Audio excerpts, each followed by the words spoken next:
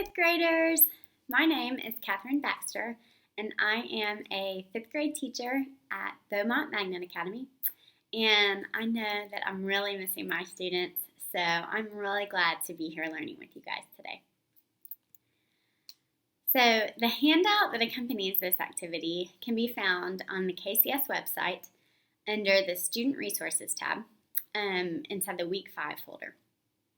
And then printed copies of the activity can be found at the distribution sites for meal distribution on Wednesdays from 10 a.m. until 12 p.m. So, what are we going to learn today?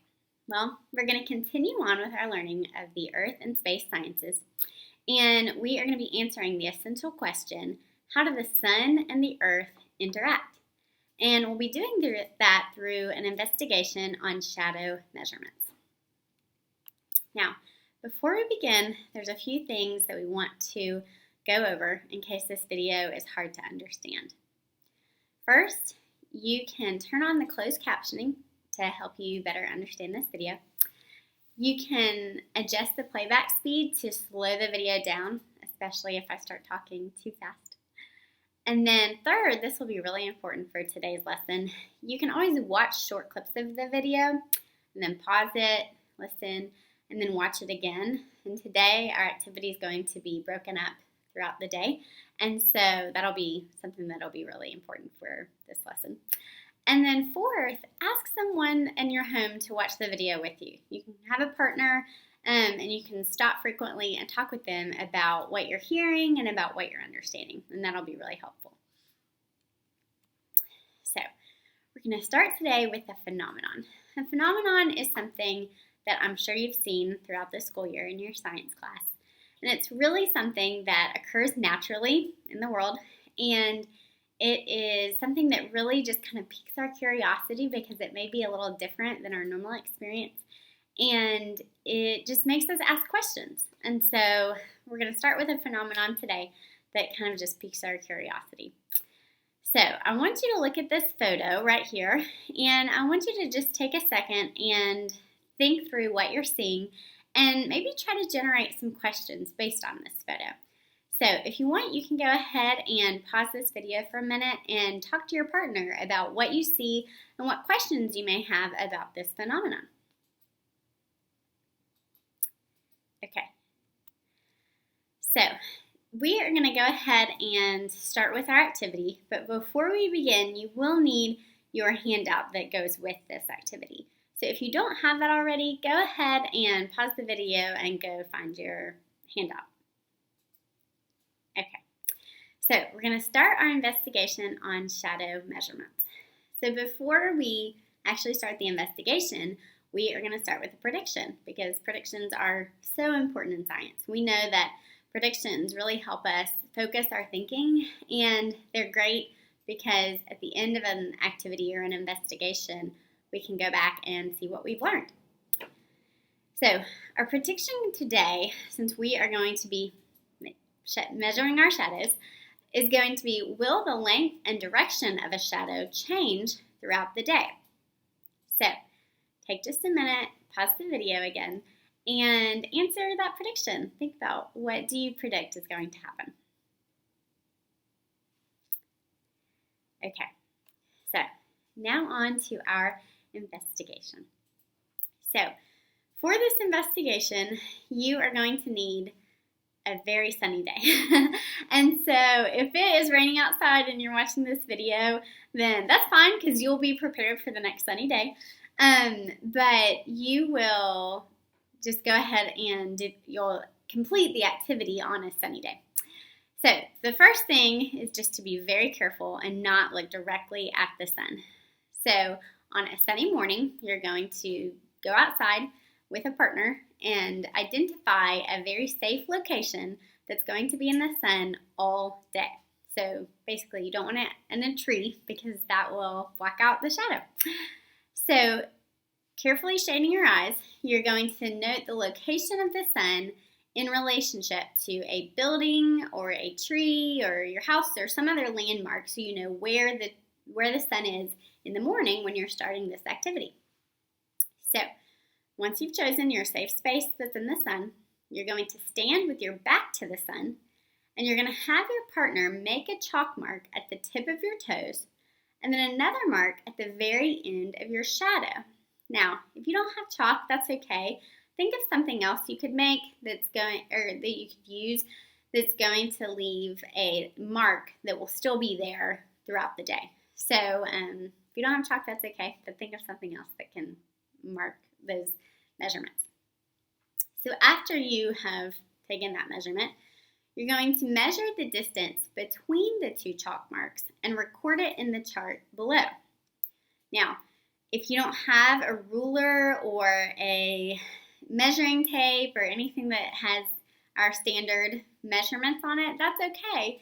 Just be sure to find something that has a standard unit of measurement. You could even use your handout. Your handout is 8.5 inches by 11 inches long. So you could use the long side of that, and you know that that's 11 inches, which is just 1 inch short from a foot. So you could use that to kind of help you with that if you wanted, and kind of make do with that sheet if you need to. So after you've done that, you're going to repeat those steps at mid-morning, midday, afternoon, and then again in the evening. And you really need to try to stay in the same space every time, because that's going to be important, and that's going to keep our experiment standard. So go ahead and pause this video, and then you can come back and we will kind of analyze that data after you have taken all of your measurements. So we'll see you tonight. Okay, so now we are going to analyze our data, and we're going to communicate the information based on what we've collected. So the first question is, how did the length of your shadow change throughout the day? And how did this compare to your prediction? Remember, we want to go back to our prediction because that's really going to help us see what did we learn and what were we thinking at the beginning of this activity. So how did the length of your shadow change throughout the day? The second one, explain the pattern of change in the length of your shadow. And then the third question is, describe the path of the sun across the sky during the day. So take a few minutes, fill out this portion of your handout, and then come back and we'll kind of go over some of the answers together. All right. So how did the length of your shadow change throughout the day? So I'm not sure what your prediction was, but your shadow should have started out longer in the morning, gotten shorter as you hit at midday, and then it should have gotten longer again as you got towards the evening time. So then, number 2, explain the pattern of change in the length of your shadow. So again, I'm not sure what your prediction was, but maybe you thought it was just going to get longer all day or shorter all day, but really our shadow had a pattern to it, which is something that we see a lot in science. And so you should have seen it longer, shorter, and then get longer again. So kind of that arc motion. And then describe the path of the sun across the day, describe the path of the sun across the sky during the day. So really, the sun, when you noted it in a specific location in the morning, you should have seen that the sun made an arc across the sky and was in a totally different location. It made a path across the sky by the evening time. And so it doesn't just stay in the same place, but it would make an arc across the sky. So that kind of takes us back to our essential questions and really makes us think, okay, so how do the sun and the earth interact? So this takes us back to the phenomenon of the midnight sun. And this is something that can really help us understand what's going on when we see the path of the sun across our sky. So you see this photo, this time-lapse photo that we looked at the beginning, and you can see that the sun is setting and then it never goes below the horizon like we would normally see in our night sky. So I'm going to play a video for us, and I want you to watch what happens. So that was a time-lapse photo, and now we have a time-lapse video of this occurring. So you see that the sun is it's dipping low, but it never goes fully below the horizon, and then it's already starting to rise again. So that's an incredible phenomenon. That's not something that we typically see. So you might have noticed that the sun lowers, but never goes below the horizon like we would see every night in our sky. And so this is due to the Earth's rotation and the tilt. The Earth makes one full rotation every 24 hours.